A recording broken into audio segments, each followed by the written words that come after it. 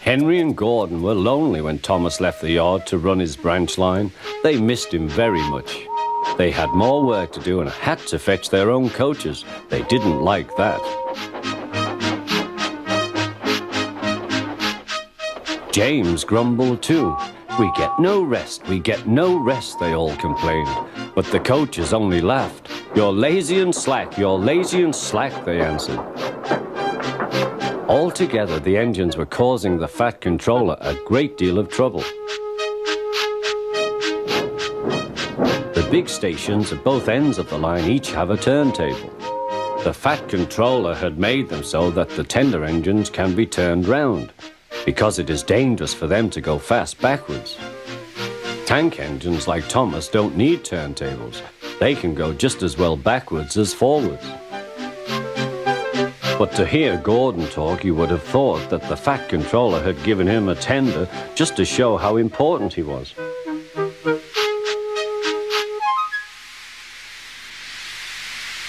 "You don't understand, little Thomas. We tender engines have a position to keep up.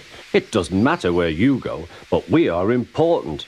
And for the Fat Controller to make us shunt trucks, fetch coaches, and go on some of those dirty sidings, it's not the proper thing." Thomas chuckled and went off with Annie and Clarabel.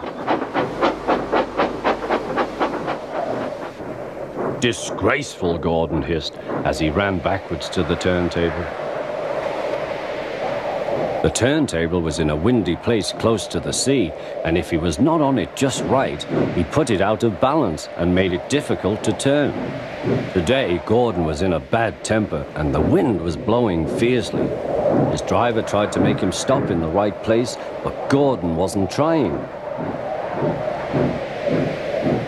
The fireman tried to turn the handle, but Gordon's weight and the strong wind prevented him. "It's no good," they said at last. "Your tender upsets the balance. If you were a nice tank engine, you'd be all right. Now you'll have to pull the next train backwards." "Look," called some boys, "there's a new tank engine." "Oh, it's only Gordon back to front." "Hello," called Thomas, "playing tank engines? Sensible engine. Take my advice, scrap your tender and have a nice bunker." Gordon said nothing. Even James laughed when he saw him. "Take care," hissed Gordon, "you might stick too." "No fear," chuckled James, "I'm not so fat as you."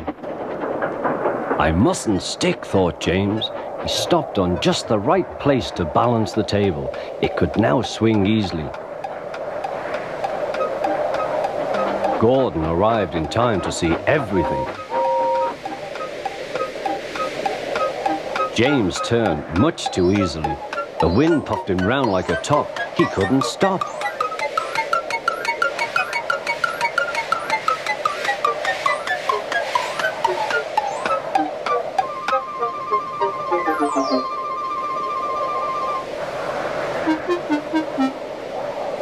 "Well, well," said Gordon, "are you playing roundabouts?"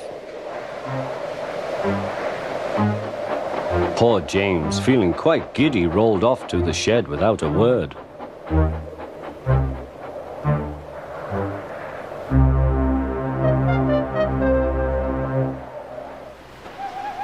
That night, the three engines had an indignation meeting.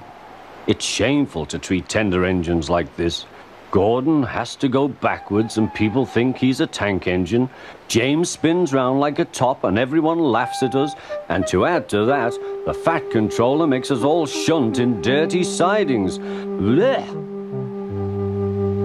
"Listen," said Gordon. He whispered something to the others. "We'll do it tomorrow. The Fat Controller will look silly." The engines had decided to go on strike.